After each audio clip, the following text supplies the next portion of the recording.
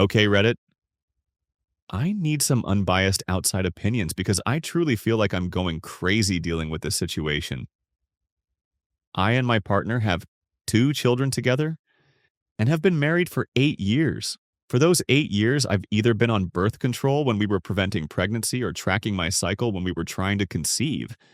Adding this just to give the community the context that reproductive responsibility has always fallen on my shoulders. Recently, we discussed the possibility of being done with children since we have our 2 and the family really feels complete. My partner is in agreement that a third child is off the table for him as well. So, with that, I thought, great. I can bring up sterilization for either him or I. The reason I wanted this is because I've had every form of birth control before, and none of them ever left me feeling 100% okay, so I wanted to be done with birth control completely since we both agreed we're done. It's been about 3 months since our talk about more children, so I brought up either getting a vasectomy for him or me getting a salpingectomy, removing my fallopian tubes. What I thought would be a productive conversation completely blew up. He outright refused a vasectomy, and when I was okay with that and said I'd happily get a salpingectomy, he completely flipped his crap on me, screaming at me about how he forbids it from happening and he won't allow me to damage myself like that. I ended up just leaving the conversation and headed to get our kids from school. But on the way, I ended up calling my gynecologist to schedule a consultation for the salpingectomy, after making sure I won't need my spouse's approval. So am I the a-hole if I go through with the sterilization against my partner's wishes? Top comments yay and LOL at him, thinking that procedure will damage her more than childbearing. Not the a-hole, your body, your choice, and no man can forbid you from controlling your reproductive destiny. Damage yourself? Does he not realize that birth control has serious side effects? I can't help thinking it's more than the procedures. Even though he said he's done with wanting more kids, his actions say otherwise. He's not being honest with you. If you love this man, talk to him again. Be firm. Find out what he is really not saying. He is your partner. He should be supporting you in your choice for the procedure. You should not be hiding it. I'd say he is the a-hole. Update. A few hours later. Due to the support and advice I found on here, I managed to get the confidence and level headspace needed to try to have another conversation with my partner. After getting our children to their school, daycare for the day I went to our local coffee shop to pick us up each a cup, I figured it can either be seen as a show of care or a peace offering. Once I got home, he was sitting at our island doom, scrolling through TikTok. I think we've all been there. I decided standing across from him would be a bit of a better choice, so I gave us our respective cups and asked if I could get his attention for a conversation. Well, what I hoped would be productive turned unproductive quickly as he sighed with an eye roll and turned off his phone. I started by asking the big question of if he wanted any more children.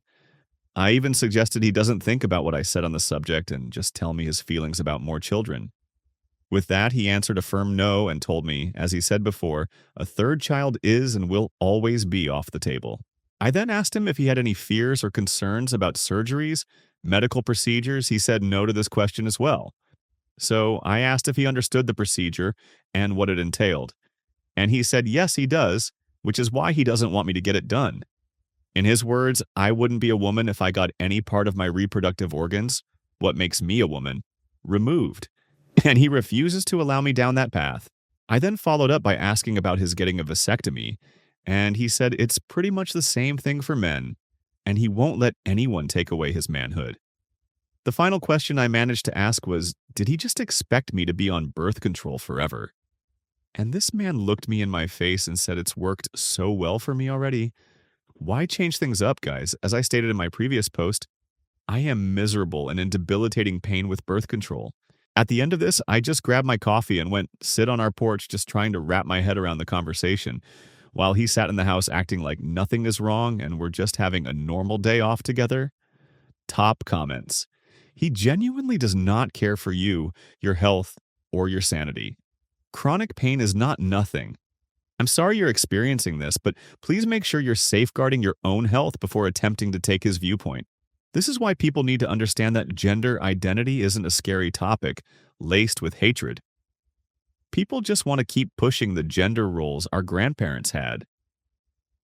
This man genuinely thinks that him getting a vasectomy makes him less of a man and that his wife shouldn't have a quality of life procedure.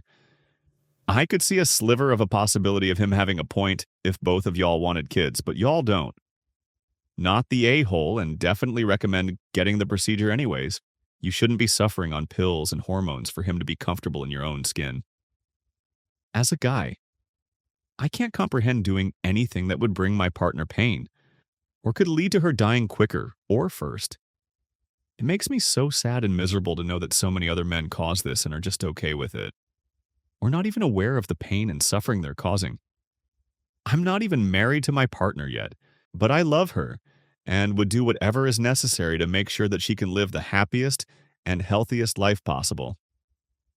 It makes me so infuriated to know that so many other men don't think this way or even consider it. I mean, crap. Look at how many men treat their partner when they're on a period like a leper. Rather than doing research to understand it and helping in whatever way they can to make their partners as comfortable as they can through it every month. Hell, if I could, I'd gladly take on pain for her if it meant she didn't need to struggle or suffer through it. Because at the end of the day, her pain, in a way, is my pain. It's supposed to be a part of being a partner or married, isn't it?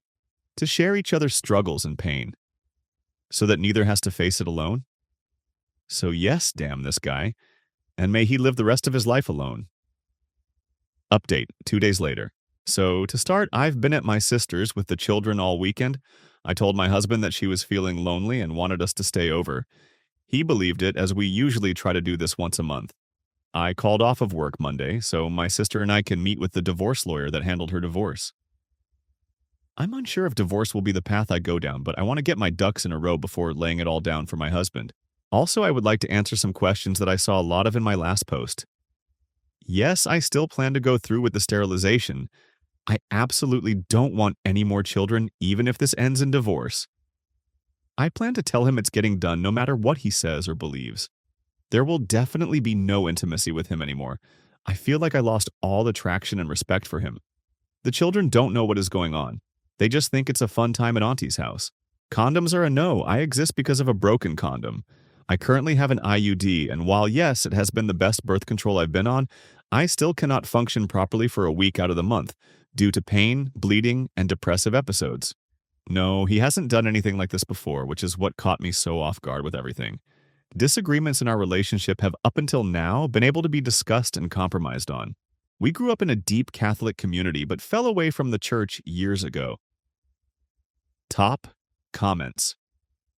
Sounds like you're handling this like a total boss, getting your ducks in a row, making informed choices, and not letting anyone guilt trip you into something you don't want. Love to see it.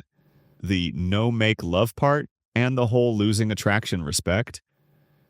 Yeah, that's a pretty solid sign this relationship is on life support. Getting a lawyer's perspective is definitely the move, even if you're not sure about divorce yet.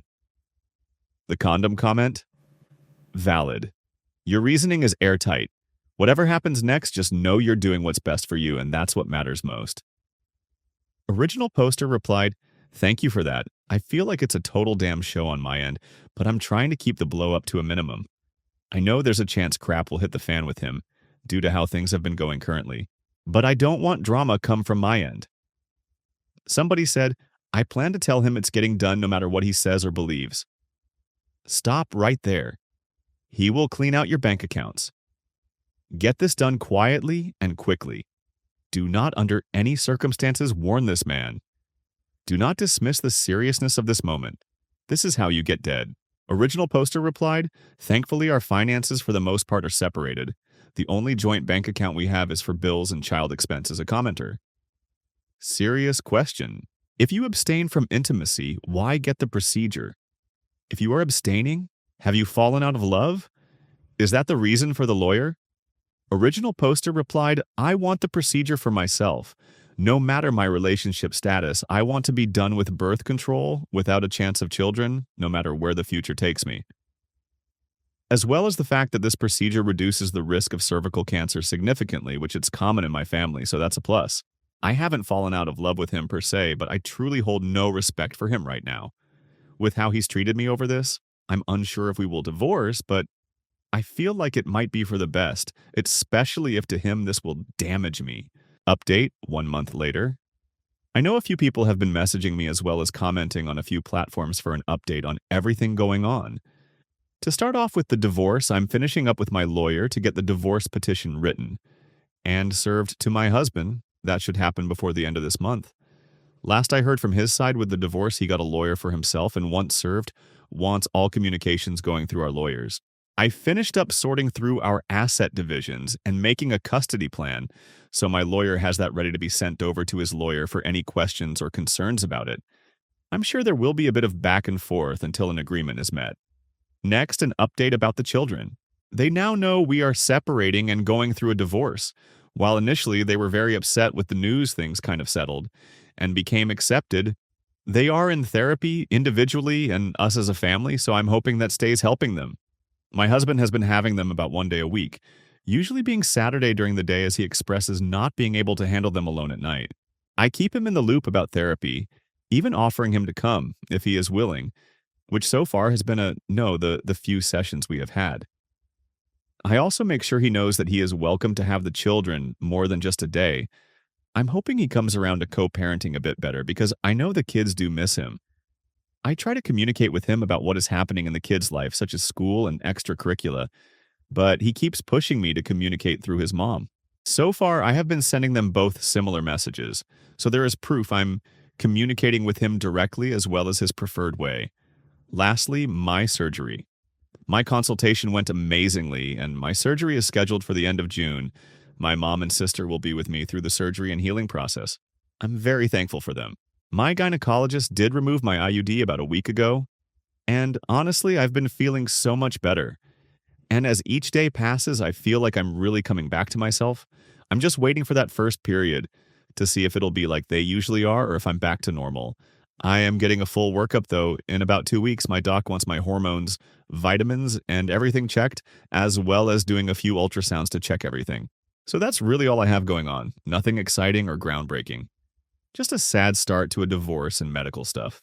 Comment somebody said, he's mad because you're getting sterilized, but the moron can't handle his kids overnight? Here's the real deal. Somewhere deep in his mind, he thinks that now that you're getting sterilized, you're going to be going out all the time making love and not worrying about pregnancy. And that's why he's going to saddle you with those kids 7 days a week so you never get a chance to date again. Force him to take his children every weekend or at least every other weekend overnight. Original poster replied, I honestly thought about it because I know the kids deserve time with him, but I'm worried that it'll just do more harm than good to them. If he can't handle them, I know his mom is there, but I don't want him to make it seem like they're not worth his time when they're already going through so much commoner. Talk to his mom about it and see if she'll slap some sense into his idiot head. Your poor kids. Original poster replied, it's definitely been mentioned. I know she doesn't want to rock the boat too much, but has offered to have them for some sleepovers once summer starts if they want. I will encourage them to go to spend the time with family. Somebody said, we're rooting for you and hope for the best. Given how your husband has been, you might want to consider using a co-parenting app where all communication goes through the app. Use the app for all communication. No more phone calls, texting, emails, etc. I imagine he can share the app with his mom. That way, both of them get your messages, and you have proof of what was communicated. For example, he can't complain that he wasn't told about something when it's right there in the app. Original poster replied, I have suggested it because in my last post someone mentioned it, but he refused to download anything. So now I'm just keeping things to text or recording phone calls. He refuses to meet, so his mom does drop-offs and pickups for the kids. Frankly, I'm still in shock that this happened, so this might be all over the place. Bear with me. All fake names. Jack and I met in university 2 years ago. We both started at the same time, and because of our ages, we were both considered mature students. So we quickly became firm friends as we shared a dorm, and we'd joke around together about us being old enough to be considered mature in our early 20s. We weren't on the same course, but given we lived together, we would hang out pretty much all the time whenever we didn't have a lecture. We joined a bunch of societies together, went drinking every weekend together, etc., etc. It was a pretty sweet gig because it meant we were at least never alone. Obviously, we made other friends, both alone and together, but we were always each other's number one at the end of the day. At the moment, we're on spring holidays for Easter. And while we haven't hung out constantly, we decided to make plans to visit each other's hometowns because we're from very starkly different places. Today, we went to mine. Mine is a big city central. This morning we went there and were wandering down the streets doing some sightseeing because he's never been. There's typically a lot of street sellers here, trying to sell you everything from hot dogs to fluffy Pokemon hats.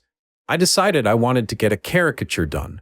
I've never had one, and I thought it would be funny to get and hang over my bed when we got back for term.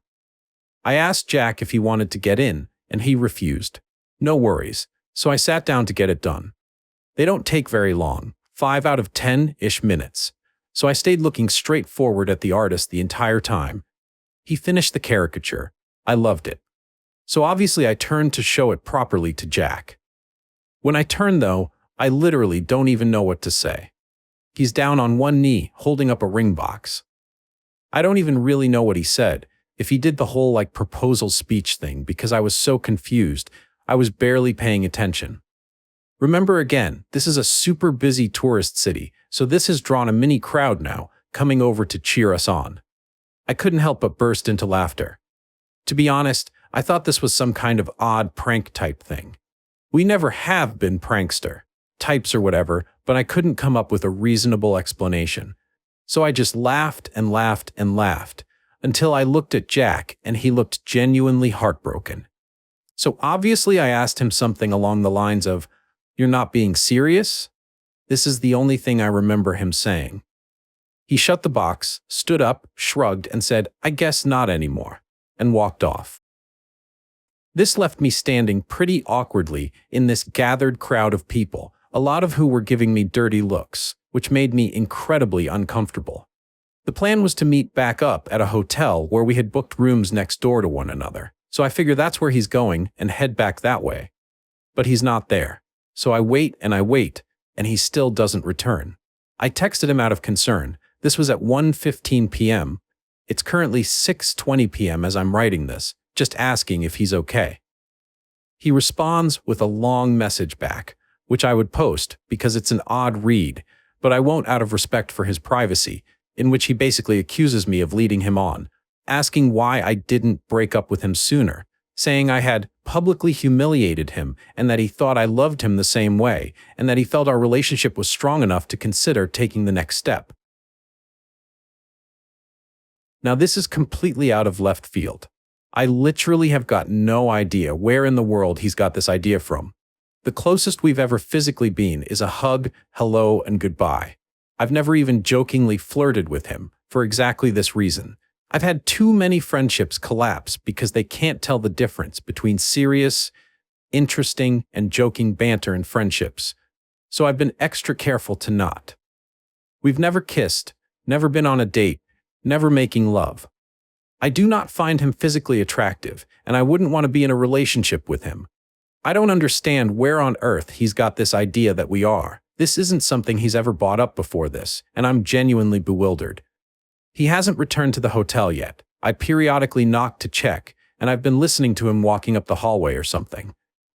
Nothing. I haven't responded to his long paragraph, because honestly, I don't know how to.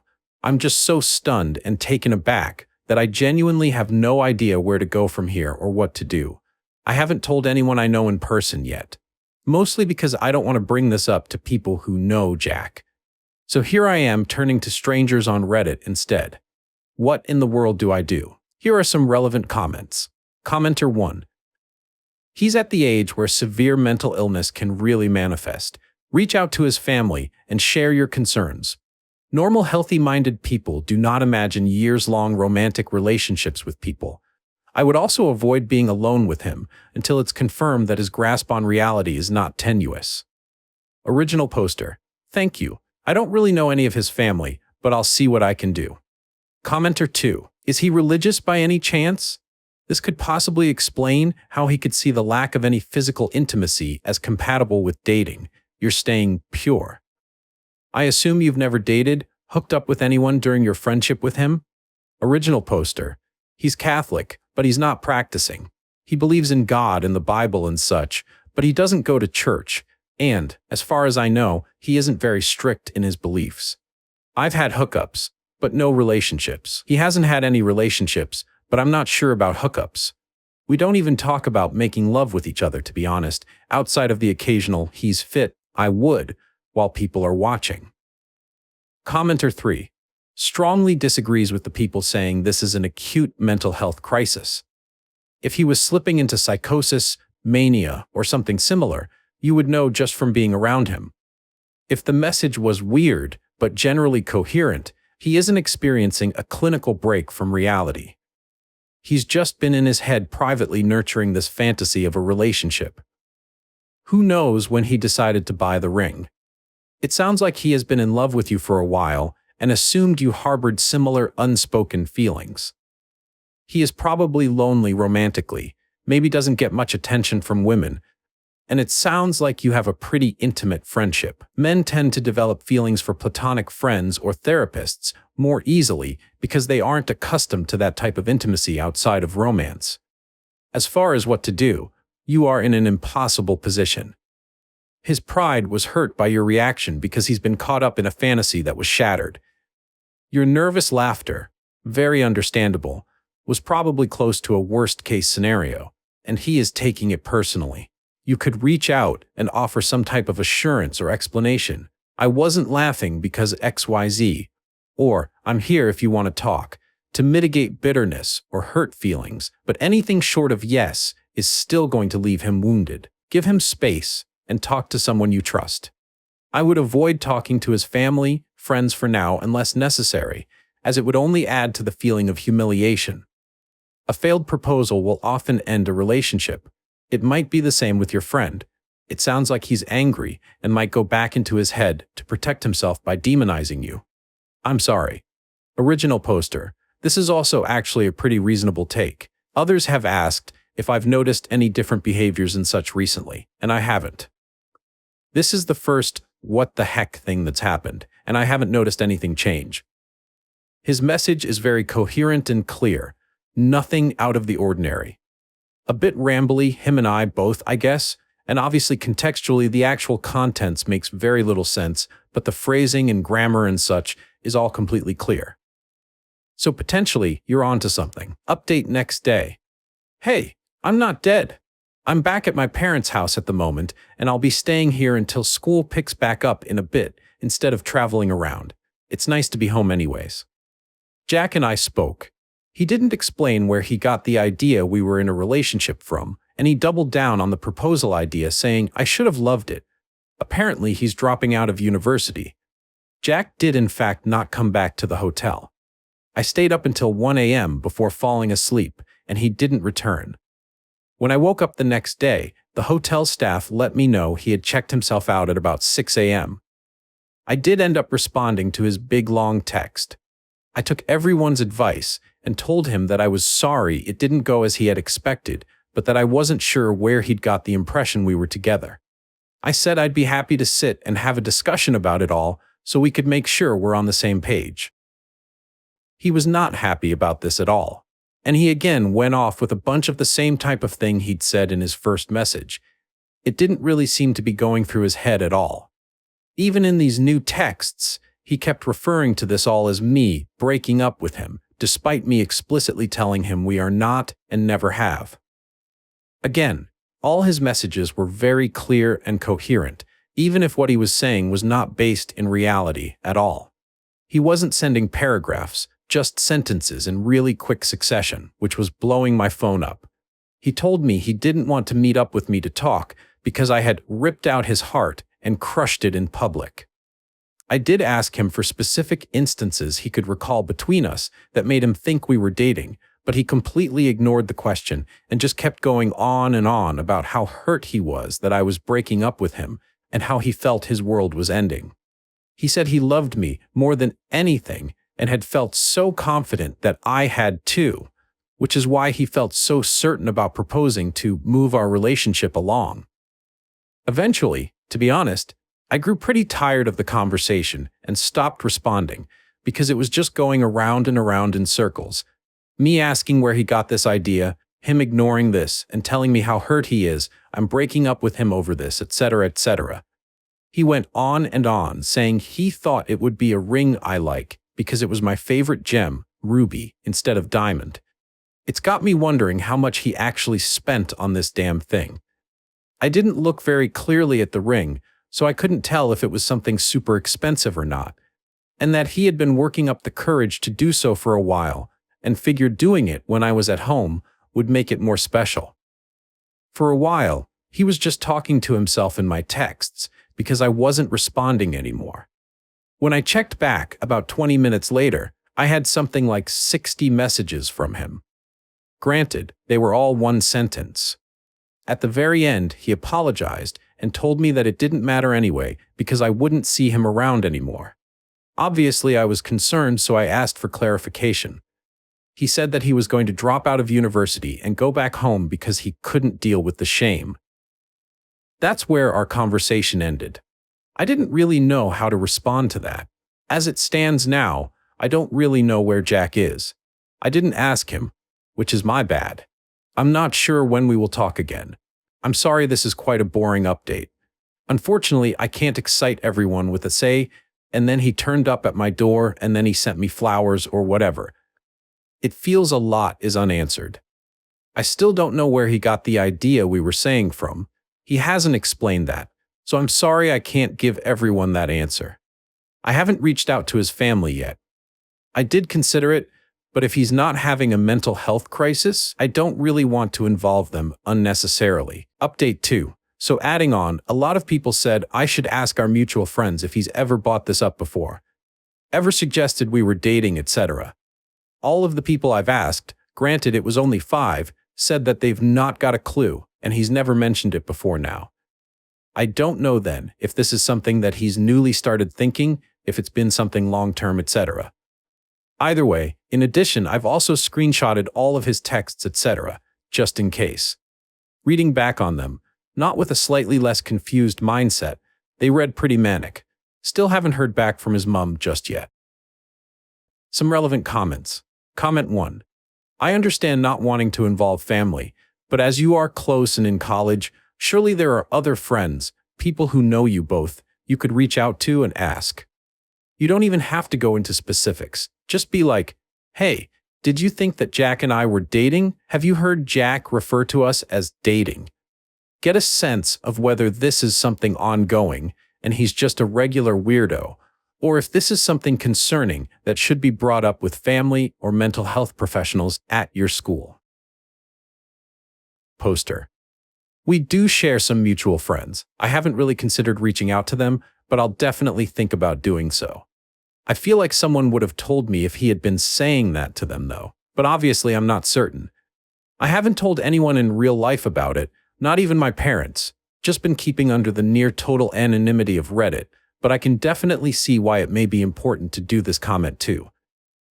Let us know if you get any more info. So sorry you're going through this. It sounds scary and confusing, poster. Will do.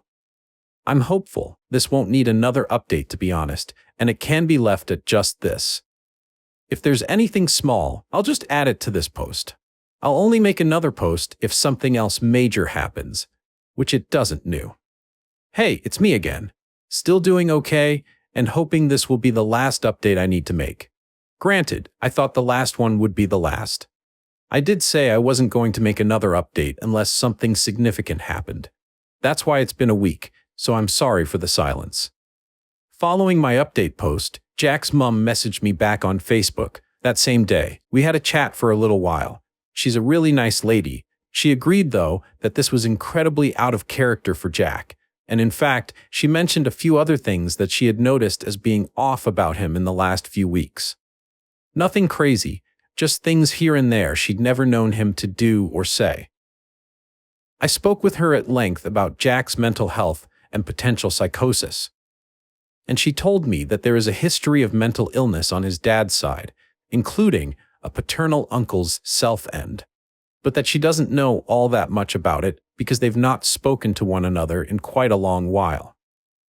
Our conversation lasted about an hour. I showed her Jack's texts, etc., and she agreed that they sounded quite manic, regardless of how coherent they were. A lot of people also asked if he had told our mutual friends and acquaintances that we were dating. I did message our mutual friends, our dorm mates, etc., and they all basically said they've got no idea what I'm talking about. So it seems he's just been sort of having these thoughts by himself without expressing them. I don't know how to get in contact with his close friends that we don't share, so I can't really ask them. Anyway, for a few days, that was it. Until yesterday evening anyway, which is where the big and positive, depending on how you see it, update comes. I got word from Jack's mum that he had been detained under Section 136 by the police. For anyone not from the UK, or who, like me, doesn't know what that is, from what I can tell, it basically means he was suffering from an obvious mental health disorder in public, with their behavior concerning enough that they're a danger to themselves or to others, and police think they need immediate and urgent care. What I know from here is pretty minimal. I'm not sure where he was taken to, but his mum said that he would be there for the day while they perform a mental health assessment. So I assume that's what they're doing today. She said that essentially he had been out in the streets, yelling about things. She didn't specify what, and intimidating other people on the street. He was throwing things around and generally just causing a lot of issues. Police got called because people thought that he was drunk. They established he wasn't. Not sure if that's just from how he was acting, breathalyzer, etc. I honestly don't really know how it works, and that's all I know. His mum and I, again, had a chat, and we sort of assumed that mental health, psychosis is likely right. The rejection of the proposal probably set him into a spiral of getting worse in the last few days, bringing us to where we are right now. I do feel pretty awful about that. I'm doing my best not to blame myself, but it's hard not to feel like I caused it. Either way, he is currently with police, mental health professionals, etc., likely being assessed. I don't know how the system works, so I'm not sure what will happen beyond this point. If someone with more knowledge wants to chime in, please do. I'm hopeful, though, that this will mean Jack will be able to get some help for whatever it is he is currently dealing with.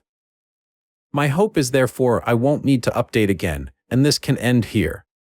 I have yet to speak to the university about the situation just yet. Not really sure how to, if I should approach that. So, I'm leaving it be for now. This has been a whole lot of emotions, and I really appreciate the help of everyone on my last 2 posts. Again, I won't update again now unless something major happens, but I highly doubt I will learn much more. If he gets diagnosed with anything, I'll see if I can find out what from his mum, and I'll add it as a small update to this post, though some form of psychosis is definitely looking most likely.